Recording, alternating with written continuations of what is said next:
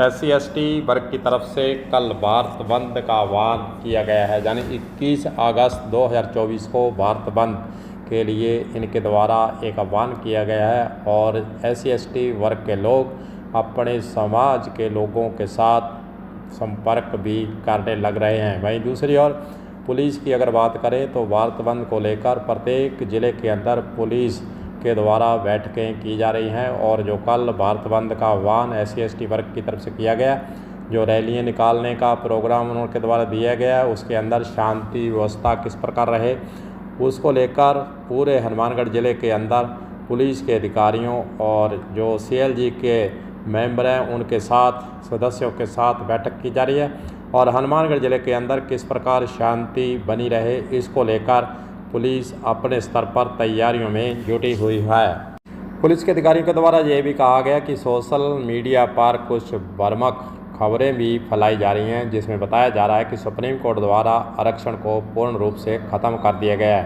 यह पूरी तरह से झूठ है, यह एक भ्रामक खबर है और हनुमानगढ़ ज़िले की जनता को निवेदन भी किया गया है कि इस तरह की भ्रामक खबरों पर विश्वास न करें और सुप्रीम कोर्ट का जो निर्णय है उसको अच्छी तरह से समझ लेवें और अफवाहों पर ध्यान नहीं देवें।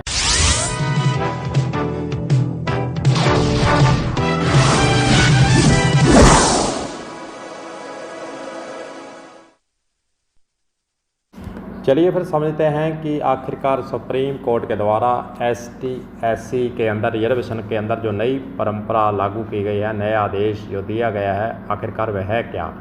इसके अंतर्गत जो बताया गया है कि सुप्रीम कोर्ट कोटे के अंदर कोटे को मंजूरी दी है। सुप्रीम कोर्ट ने 7 न्यायाधीशों की पीठ ने कहा कि अब अनुसूचित जातियों का उपवर्गीकरण अनुसूचित जाति श्रेणियों में भीतर अधिक पिछड़े वर्ग के लिए अलग से कोटा प्रदान करने के लिए स्वीकार किया गया है।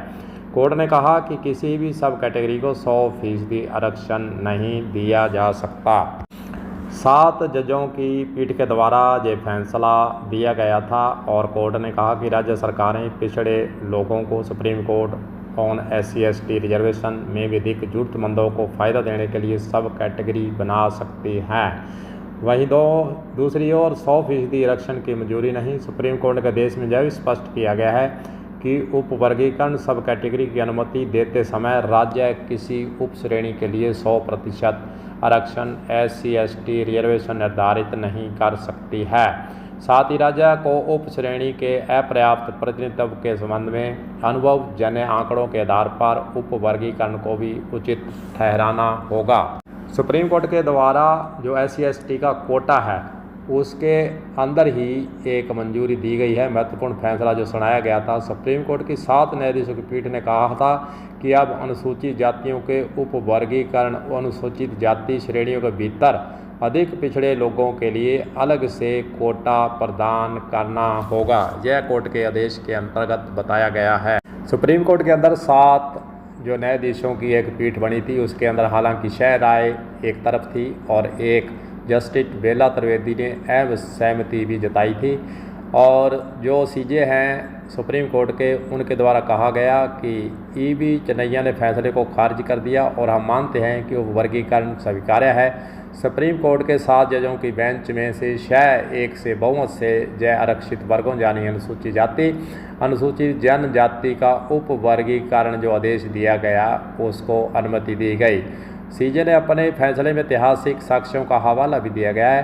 अनुसूचित जातियों एक सामान्य वर्ग नहीं है। यह उपवर्गीकरण संविधान के अनुच्छेद 14 के तहत समानता के सिद्धांतों का उल्लंघन नहीं करता है और न ही संविधान के अनुच्छेद 341(2) का उल्लंघन करता है। उन्होंने कहा कि अनुच्छेद 15 और 16 में ऐसा कुछ भी नहीं है जो राज्य को किसी जाति को उप पंजीकृत करने से रोकता हो। वहीं दूसरी ओर जस्टिस BR गवई ने कहा कि SC/ST के भीतर ऐसी श्रेणियां हैं जिन्हें सदियों से उत्पीड़न का सामना भी करना पड़ता है। न्यायमूर्ति BR गवई का ये राय थी कि राज्य को अनुसूचित जाति जनजाति में क्रीमी लेयर की पहचान करने तथा उन्हें सकारात्मक आरक्षण के दायरे से बाहर करने के लिए नीति बनानी चाहिए। न्यायमूर्ति बेला त्रिवेदी ने असहमतिपूर्ण निर्णय में कहा कि यह बहुमत के निर्णय से असहमत हैं और वे सहमत नहीं हैं। न्यायमूर्ति त्रिवेदी ने असहमतिपूर्ण निर्णय कहा कि कार्यपालिका और विधेयक शक्तियों के अभाव में राज्यों के पास जातियों को उपवर्गीकृत करने में कोई क्षमता नहीं है। वहीं दूसरी ओर सुप्रीम कोर्ट के द्वारा 2004 के अंदर जो फैसला दिया गया था उसको भी खारिज कर दिया गया है। इस प्रकार जो अब फैसला सुप्रीम कोर्ट का है SC/ST के अंदर जो क्रीमी लेयर लागू करने की बात कही गई है उसको लेकर भारत बंद 21 अगस्त 2024 को भारत बंद का आह्वान SC/ST वर्ग के लोगों के द्वारा किया गया है। हालांकि पुलिस और प्रशासन अपनी तरफ से शांति व्यवस्था बनाए रखने के लिए प्रबंध भी कर रहा है और SC/ST वर्ग के द्वारा रैली प्रदर्शन करने का निर्णय लिया गया है। उसी की तैयारी में पुलिस प्रशासन भी लगा हुआ है और पुलिस प्रशासन का जो मकसद है कि कोई भी जो है प्रजातंत्र के अंदर धरना प्रदर्शन करने को स्वतंत्र है, लेकिन शांति व्यवस्था बनाए रखने के लिए उन तमाम ऐसे सदस्यों को भी यह बात मन के अंदर और सभी को समझाने के लिए प्रयास करने चाहिए। कलम न्यूज़ के लिए गुरदेव सिंह सैनी की हनुमानगढ़ से रिपोर्ट।